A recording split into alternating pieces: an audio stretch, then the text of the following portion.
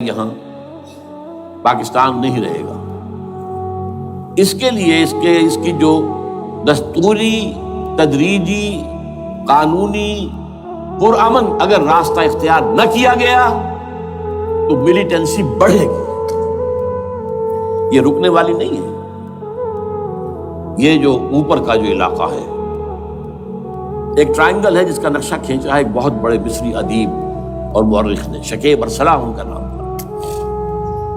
انہوں نے کہا ہے کہ یہ پامیر سطح مرتفع جو ہے، پامیر جسے روف آف دی ورلڈ کہا جاتا ہے، اس سے پہاڑوں کے سلسلے نکلتے ہیں۔ کوئی چین کی طرف چلا گیا، کوئی تبت کی طرف چلا گیا، جو قراقرم ادھر آ گیا پاکستان کی طرف، ہمالیہ آ گیا پاکستان انڈیا کی طرف، ادھر ہندو کش چلا گیا افغانستان میں۔ یہ سب جیسے کہ ایک جو پہیا ہوتا ہے، اس کے جو لگے ہوتے ہیں سپوکس جنہیں کہتے ہیں۔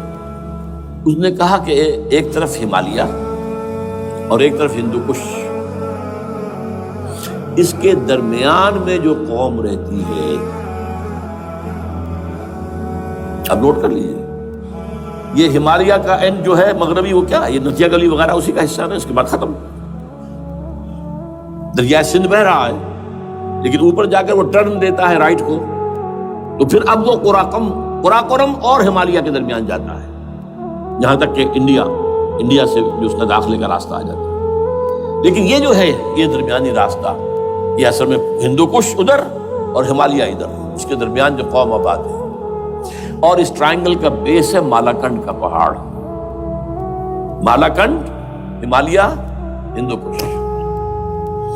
اس ٹرائنگل میں جو قوم آباد ہے، شکیب ارسلان کہتا ہے، اگر پوری دنیا میں اسلام کی نبضیں ڈوب جائیں تب بھی یہاں کے لوگوں میں اسلام کی نبض چلتی رہے۔ یہ وہ علاقہ جہاں سے پاکستان کے طالبان کا آغاز ہوا، جہاں سے پرامن تحریک چلی تھی، اس کا راستہ روک دیا گیا۔ اب وہ شدت پسندی پر آ گئے، اور یہ شدت پسندی بڑھے گی اگر آپ نے تشدد سے روکا، اگر امریکہ کے چمچے بنے رہے، اگر امریکی ایجنڈے ہی کو پورا کرتے رہے اور اپنے لوگوں کو مارتے رہے، تو جواب میں گریک چراغ حقیقت کو گل کیا تم نے، تو موج دودھ سے صد آفتاب ابھریں گے۔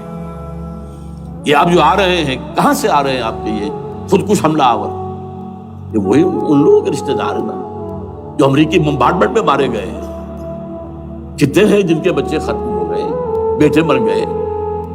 یہ جو ہمارے ہاں ایک کمانڈوز کے کیمپ کے اوپر جو حملہ ہوا تھا، اور خودکش بمبار، جس سے کہ شاید 18-19 بہترین آپ کے کمانڈوز ختم ہوئے تھے، وہ کون تھا؟ وہ خود کمانڈو تھا، اندر کوئی اور تو جا ہی نہیں سکتا تھا، یہ کمانڈوز کا کیمپ تھا، اور اس کے میس میں نہ کوئی جا سکے، وہ خود کمانڈو تھا۔ اس کی بیٹی لال مسجد کے اندر جلی تھی۔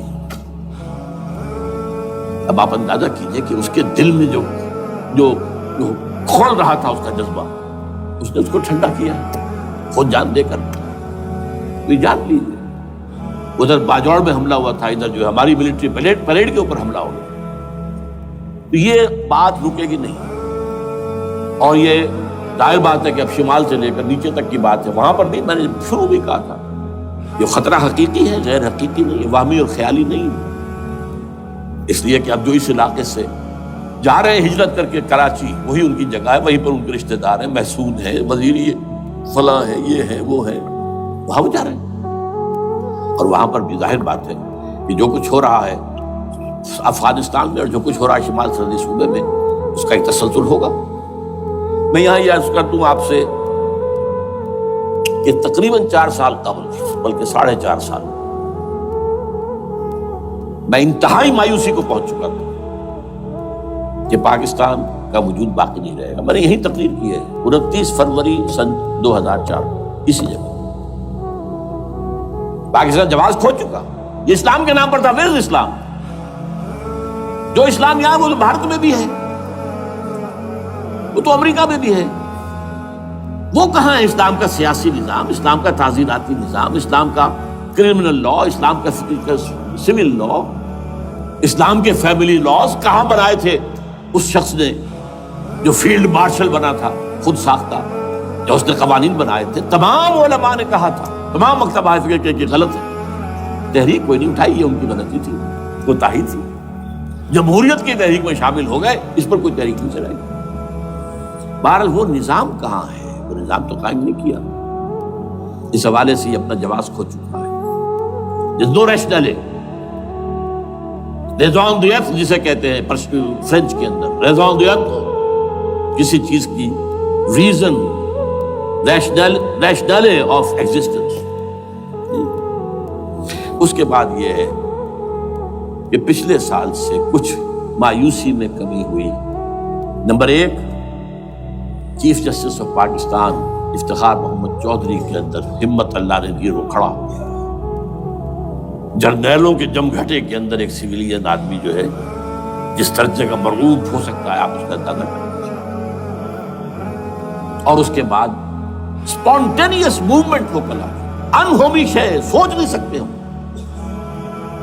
یہ موومنٹ جو ہے یہ کوئی اسٹریٹ ارچنز کی چلائی ہوئی نہیں ہے، یہ ہمارے ہاں کے گاموں ماجوں کی نہیں ہے، بلکہ یہ تو پڑھے لکھے لوگ، وکیل، کالے کوٹ، کالی ٹائیاں، پینٹ، یہ جو سختیاں جھیلی ہیں ابھی تک وہ تحریک چل رہی ہے. اگر اس سے ظاہر بات ہے وقت گزرنے کے ساتھ ساتھ اس کی وہ تیزی اور تندی میں تو کمی آئی اور حکومت کو موقع ملا ان کے اندر کوئی رفت پیدا کرنے کا بھی.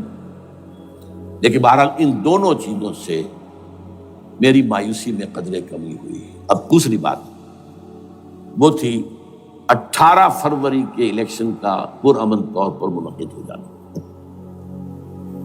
میں یہ سمجھتا تھا کہ جو اس کے اندر دخل اندازی ہے، ریگنگ ہوئی ہوئے، کیسے ممکن ہے پاکستان میں الیکشن ہو اور ریگنگ نہ ہو؟ پھر تحریک چلے ہی چلے، کیونکہ تحریک تو چل رہی ہے پہلے سے، صرف اس کے اوپر تیل اور ڈالنا ہے نا. اور پھر بدامنی ہوئی ہو، اور پھر دونوں طرف گدھ بیٹھے ہوئے ہیں. The NATO forces in the west, Indian forces on the east. They will march into Pakistan. اور پاکستان کے ایٹمی دانت توڑ کر Pakistan will be put at the mercy of India, Bharat. Now do whatever you like. Condoleezza Rice کا میں آپ کو بیان سنا چکا ہوں. پاکستان کے مستقبل کا فیصلہ امریکہ اور بھارت بھی کرے. بہرحال اب تیسری جو امید ہوئی ہے کہ کل پرسوں میں جو ہوئی ہے کولیشن جو ہے یہ ناکام ہوتی نظر آ رہی تھی، لیکن یہ کہ صدر کے مواخذے پر یا صدر کے خلاف جو ایک کارروائی ہو رہی ہے اللہ کرے کہ وہ پوری ہو جائے، یا اس سے بھی بہتر ہے کہ وہ خود ہی استعفیٰ دے کر دفع ہو جائے. بہرحال یہ کہ اس سے بھی کچھ امید کا پہلو جو ہے پیدا ہوتا ہے. اب یہاں اسلامائزیشن کا پرامن، تدریجی اور اسلام اور دستوری اور قانونی طریقہ کیا ہے؟ وہ طریقہ کیا ہے؟ 1949 اور 50 میں جو عمل شروع ہوا تھا، جو اس کے بعد سے آج تک جو ہے ختم ہو گیا، اس کو اثر دور شروع کیا جائے. دوڑ پیچھے کی طرف اے گردش ایام کی. 49 میں کیا ہوا تھا؟ قرارداد مقاصد. وہ گویا کہ پاکستان میں نظام خلافت کی جڑ تھی جو رکھ دی گئی تھی کہ sovereignty belongs to Allah and whatever authority we have it's a sacred امانت. یہ تو اصل میں استعمال کی جائے گی یہ قوت کتاب و سنت کے دائرے کے اندر this is خلافہ. in essence it is خلافہ. خلافت کی بنیاد رکھ دی گئی. اس سے پہلے 48 میں سن 47 کی ایک تقریر کی وجہ سے جو غلط فہمی پیدا ہوئی تھی قائد اعظم کی 11 اگست کی، اس کا انہوں نے کراچی کے ہائی کورٹ بار ایسوسیشن میں جا کے کہہ دیا تھا کچھ لوگ شرارت کے ساتھ یہ پروپیگنڈا کر رہے ہیں کہ پاکستان میں دستور شریعت پر مبنی نہیں ہوگا، یہ فتنہ ہے، غلط کہہ رہے ہیں. نفی کر دی تھی. اب یہ دوسری بات ہے کہ اندھوں کے اندھے جو ہیں وہ اس 11 اگست کی تقریر کو لیے پھرتے ہیں اس کے ایک جملے کو، اور یہ اتنی کھلی بات جو کی شریعت کا لفظ، شریعت، پاکستان کا دستور جو سمجھتا ہے کہ شریعت پر نہیں مبنی ہوگا وہ غلط کہتا ہے، وہ شریر ہے، شرارت پیدا کر رہا. یہ قائد اعظم کے الفاظ. بہرحال اس کے بعد ایک عمل کیا ہوا تھا سن 50 میں، یہاں کے سیکولر عناصر نے ایک بڑا شور مچایا، کس کا اسلام لاؤ گے؟ شیعہ کا، سنی کا، دیوبندی کا، بریلوی کا، وہابی کا، کس کا اسلام؟